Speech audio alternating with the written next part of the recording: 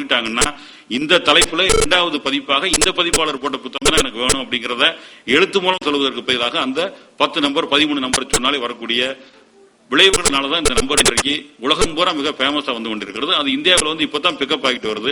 இது வந்துட்டது அப்படின்னா books in print எப்படி ஆர்ஆர் போக்கர் அமெரிக்காவில் போடுறானோ அது போல இந்தியாவில இருந்து கூட புக்ஸ் இன் பிரிண்ட் வருகின்ற பொழுது அதுதான் பிற்காலங்களிலே ஒரு புத்தகம் இங்கு பதிப்பாக இருக்கிறது, அதை பாதுகாக்க வேண்டும் என்ற எண்ணத்தை தூண்டுவதாக இருக்கும்.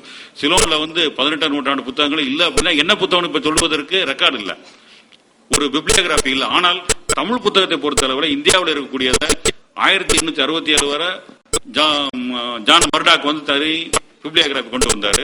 அதற்கு பின்னால் 67 இருந்து 1954 வரை வந்த புத்தகத்தை மெட்ராஸ் ரெக்கார்ட் ஆபீஸ் என்று சொல்லக்கூடிய ஆவண காப்பகத்திலே பதிவு பண்ணினார்கள். அதை தமிழ் வளர்ச்சி துறையிலிருந்து புத்தகமாக போட்டு 1935 வரை என்ன புத்தகங்கள் வந்திருக்கு அதை பதிவு பண்ணி வைத்திருக்கின்றார்கள். 1954க்கு பின்னால் டெலிவரி புத்தகத்தில் என்ன புத்தகங்கள் வந்ததுன்னு அது ஒரு 80 வரை பதிவு பண்ணியிருக்கிறார்கள். அதற்கு பின்னால எல்லா என்ட்ரியும் கம்ப்யூட்டர்ல கொண்டு வந்ததுனால இன்றைக்கு கனிமர நூலகம் வந்து ஒரு டெலிவரி புத்தகத்தில் ஒரு நூலகமாக இருக்கின்ற காரணத்தால் கம்ப்யூட்டர்ல எல்லா பதிவுகளும் இப்ப எடுத்துக்கலாம். அதனால 2010 வரை தமிழகத்தில் என்னென்ன புத்தகங்கள் வந்திருக்கு அப்படின்னு ஒரு லிஸ்ட் கேட்டோம்னா 1935 இருந்து 54, 56 வரை இருக்கக்கூடிய இடைவெளி தவிர்த்து மற்ற எல்லா புத்தகத்தையும் நம்ம என்ன வந்திருக்குன்னு சொல்லலாம். அதை எவ்வாறு பாதுகாப்பது, யாரிடம் இருப்பது என்பதை எடுத்துக்கொண்டு அதையெல்லாம் மைக்ரோஃபிலிம் பண்ணுவதற்கு ஒரு ஏஜென்சி MIPP என்ற ஒரு ஏஜென்சி இருக்கிற மைக்ரோஃபிலிமிங் ஆஃப் இந்தியன் பப்ளிகேஷன்ஸ் ஒரு ப்ராஜெக்ட், அதுக்கப்புறம் DLI ஒரு project, digital library of India ஒரு ப்ராஜெக்ட், அதுவும் யுஎஸ்ல இருந்து வரக்கூடிய ப்ராஜெக்ட். சவுத் ஈஸ்ட் ஆசியால ஏறத்தாழ 1 மில்லியன் புத்தகத்தை மைக்ரோஃபிலிம் டிஜிட்டலைஸ் பண்ணி ஆன்லைன்ல இருக்கக்கூடிய அளவுக்கு இன்றைக்கு அவர்கள் முன்னேறி இருக்கிறார்கள். அதுல வந்து சிலோன்ல பதிவிக்கப்பட்ட 18ஆம் நூற்றாண்டு புத்தகங்கள் வேற எங்காவது இருந்தால் அதையெல்லாம் அவர்கள் டிஜிட்டலைஸ் பண்ணிருப்பாங்க. அதனால நீங்க அந்த DLI ப்ராஜெக்ட்ல போய் நீங்க பாத்தீங்கன்னாலே உங்களுடைய புத்தகங்கள் கிடைப்பதற்கான வாய்ப்புகள் எல்லாம் இந்த காலகட்டத்தில் அதிகமாக இருக்கும் என்று கூறி இதற்கு அடுத்த கட்டுரையாக முனைவர் கு. திருமான் அவர்களுடைய தொகை நூல்களும் நூலக அறிவியலும் என்ற தலைப்பில் தன்னுடைய கட்டுரையை சுருக்கமாக வழங்குவார் என்று தெரிவித்துக் கொள்கின்றேன்.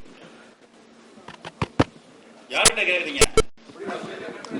சொல்லுங்க, கேளுங்க. இல்ல சார், இப்பயே கேட்டேன் நான். ஒரே கொஸ்டின் தான். அம்மா, நீங்க நூலகரா இருக்கீங்க போல இருக்கு, உதவி நூலகரா சிலோன்ல இலக்கியல. சரிங்க.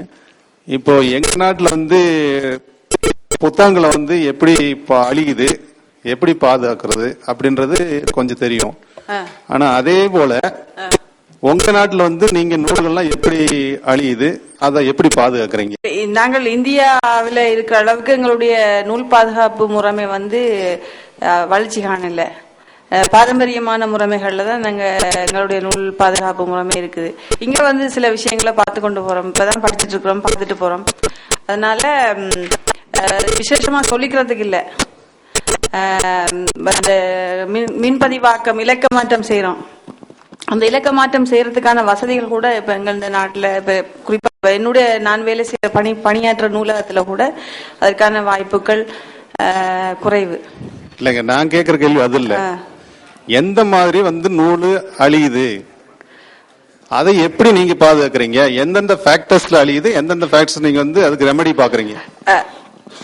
ஒன்று வந்து காலநிலை பாதிப்புகள் ஏற்படுது, காலநிலை பாதிப்புகளால ஏற்படுது. அதை நாங்கள் வந்து கண்ட்ரோல்ல வச்சிருக்கிறோம். காலநிலை பாதிப்புகளால வெப்பம், சூரிய ஒளி, மற்றது இந்த மழை, வெள்ளம் போன்ற அந்த வளமையான நாங்கள் இந்த பௌதிக காரணிகள் சொல்லப்படுகின்ற அந்த காரணிகள்ல இருந்து பாதுகாக்கிறதுக்கான பில்டிங் கன்ஸ்ட்ரக்ஷனை போடும்போதே அதை நாங்கள் கன்சிடர் பண்ணிப்போம்.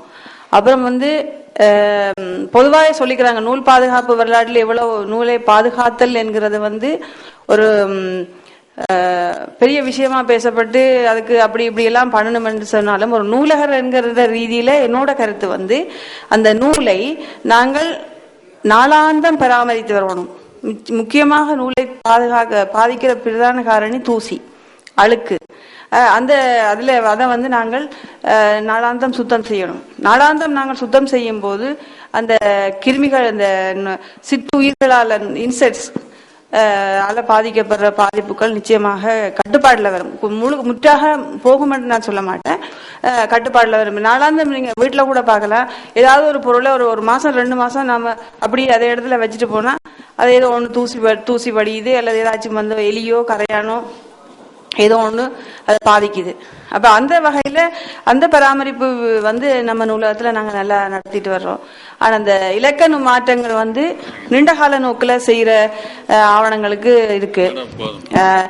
அந்த வசதி வாய்ப்புகள் எங்கள்கிட்ட இல்லை, குறைவு. அடுத்தது வந்து இந்த ஓலைச்சுவடிகள், மற்றது பேப்பர் மனுஸ்கிரிப்ட், காகித சுவடிகளை பாதுகாக்கிற அளவுக்கு நிறைய வந்து யாழ்ப்பாண பல்கலைக்கழக நூலகத்துல இல்லை, அந்த வசதிகளே இல்லை. இல்லை நம்ம அப்படியே கட்டி வச்சிருக்கோம். ஆவண பாதுகாப்பு மையத்துல எங்க ஆவண காப்பு நேஷனல் ஆர்கைவ்ஸ் மற்ற தேசிய நூலகத்துல வந்து நல்ல நிலையில பாதுகாத்துட்டு வர்றாங்க. நன்றிங்க.